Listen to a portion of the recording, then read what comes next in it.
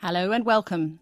Live and uncut. Every tense minute, every awful moment of the Oscar Pistorius trial has been watched on TV around the world. But should the legal aftermath of a violent and tragic death really become a public courtroom drama? You fired at Riva. These other versions of yours cannot work. True, you fired my at lady. her. You did. Why are you getting emotional now? I did not fire at Riva. A new TV channel in South Africa has been set up just to show the trial. We'll hear from its boss, the man who persuaded the courts to let in the cameras. It's back. The phone hacking, the celebrity stings, the fake shakes, or the scandal you love and we love to make up. Well, back to the case that's captured the world's attention. A judge temporarily adjourning the Oscar Pistorius murder trial. 9日の法廷では初めてピストリウス被告に対する Con Riva pensavamo ad un futuro insieme. Nell'aula affollata di Pretoria, Pistorius racconta il primo incontro. Hard to watch, but even harder to look away. The Oscar Pistorius trial has grabbed TV audiences around the world as the athlete is forced to tell his version of the tragic events that ended the life of his girlfriend, Riva Steenkamp. Just 3 remote-controlled cameras in the courtroom have provided compellingly dramatic fodder for rolling news channels around the world. The footage is broadcast by a TV channel set up specifically for the case, which persuaded the courts to allow cameras in for the first time, against the wishes of Pistorius' defence lawyers. George Mazarakis is head of the channel, owned by South Africa's most popular cable TV network. Right now, the televised trial channel is number 1 out of more than 200 stations. I spoke to him about how they went about securing access to the court. In about July of last year, we started speaking to both the National Prosecuting Authority and the Pistorius camp to find out where their concerns lay. And once we saw that they had both opposed the other channel's endeavours, we tailored ours to sort of meet them halfway. They didn't want all their witnesses on camera, and they wanted to preserve the anonymity of some of the witnesses. And we also came up with these cameras, which were remote controlled, wouldn't have to have a cameraman behind them. They wouldn't have to be changing batteries and tapes or whatever, the practicalities are. And therefore there'd be very little disruption in the courtroom. It does, however, allow you to show, for example, Riva Steenkamp's mother, close-ups of Oscar Pistorius' family while they're listening to really dramatic evidence. The tension is obvious, but at the heart of this is a real tragedy, though, isn't there? I mean, is it tasteful to be broadcasting in this way? It's a big debate. Let's say that we are being as careful as we can about not going into close, and in fact the order defined that we weren't allowed to go into close-ups, and we never have. What is important, I think, is that the trial gets out there in its entirety, at least the audio. And I think one must judge the taste issues or the appropriateness issues on the way the story is handled.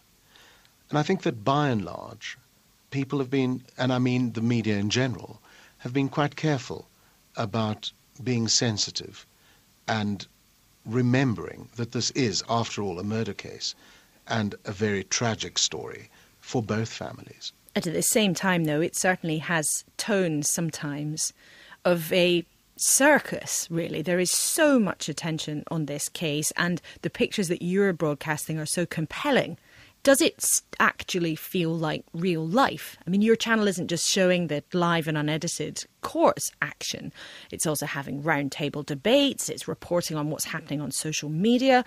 This is not just about a kind of completely clean, objective broadcast of what the proceedings in court. I think that on the roundtable debates, we've been quite careful about getting legal experts in, with people with gravitas who can actually unpack what's going on. And what's been interesting is the reaction of the audience. I think South Africans in general have not been terribly au fait with the legal criminal justice system and how it operates. And this process of analysing and roundtable discussions and so on has been very educative. And they're also understanding the criminal justice system in a way they've never understood it before, because I think they've always thought of it much like American sort of courtroom drama series on television. But isn't that exactly the point? It is like something from an American drama series. This isn't about public education, is it? It's about entertainment. No, I'd like to argue that it isn't about entertainment. I think there is an element of entertainment in it, but I don't think it's about entertainment. But at the same time, we're trying really hard to stick to the letter of the court order and to be responsible about it. But many people would find it troubling, perhaps, that you accept there's an element of entertainment. This is a court case where a young woman lost her life. Is it appropriate even to have an element of entertainment, which you admit it has? No, I don't admit it has it in the way that you're implying. I'm saying that I think that people might find it entertaining. That is not our aim. Our aim is not to be entertaining. Our aim is to be very, very down the line. We're behaving as a news channel would, and we're behaving journalistically soundly, we believe. Now, I know you can't divulge anything that's commercially sensitive, but some reports have suggested there are more than 200,000 people subscribing to this alone. Is that accurate? I wouldn't know that. To be absolutely honest, I don't know that. But this was given to the subscriber base as an added value channel. It's not a commercial channel. It's not something that is making money. It's not something that is selling advertising, for example. There's very little advertising on it. And that's partially because the South African commercial world doesn't feel it's appropriate to be advertising on this sort of space. Let me also say that this is a precedent-setting scenario. In fact, all the media are receiving the signal that we are providing absolutely free of charge as a result of the court order. The court order specified that. But it's a precedent-setting case. We are in a country which has an enormously high crime rate. And I think what matters here is that we are going to now be able to build on this precedent in order to expose other trials where perhaps maybe government has been reluctant, to say the least, to allow the media in and to actually be exposed for whatever might have gone wrong. Well, what precedent, if any, does it set for here? The BBC's legal correspondent, Clive Coleman, is with us.